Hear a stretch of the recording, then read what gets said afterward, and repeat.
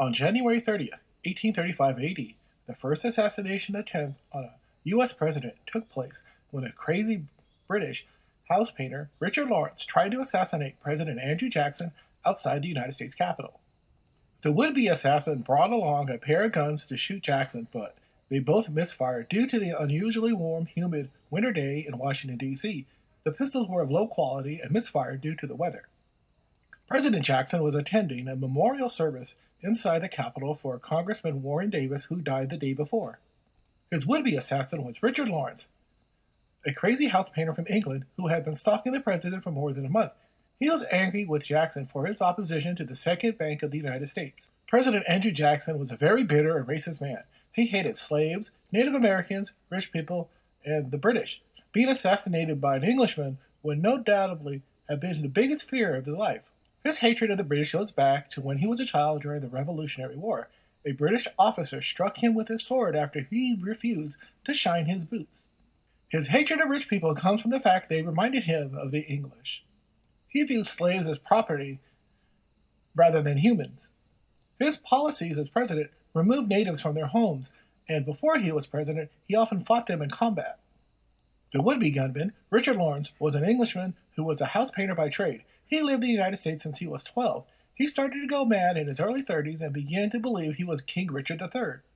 One day, he quit his house painting career and told his family that he no longer had to work because he was the King of England and the United States government was withholding his funds that were owed to him from his large estates in England. He wanted to kill Andrew Jackson, who had been trying to destroy the Second Bank of the United States for the past few years. He felt that if Vice President Martin Van Buren was in the Oval Office, he would restore the bank and receive his money.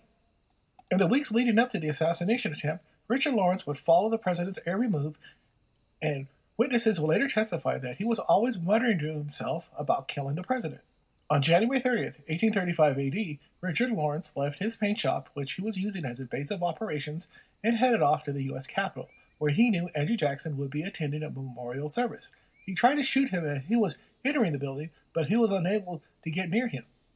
So he waited until the services were over and walked up to the president after hiding behind a column. He tried to fire his first pistol, but it misfired. He quickly drew his second pistol, which misfired as well. Jackson angrily confronted Lawrence and beat him senseless with his cane. The crowd surrounding the two pulled Lawrence away from the president before he could severely hurt him. The U.S. District Attorney, Francis Scott Key, prosecuted Richard Lawrence for the assassination attempt on April 11, 1835. The trial was a wild affair, with Lawrence ranting and raving throughout. He was found not guilty by reason of insanity and was sent to a mental institution. Richard Lawrence testified at the trial that he was acting on his own volition, but Andrew Jackson felt that he was just a pawn used by his rival, John C. Calhoun, whom he felt was behind a complex assassination plot which involved U.S. Senator George Poindexter, a former friend turned enemy of Jackson. Poindexter knew Richard Lawrence, and he worked with him on several different occasions.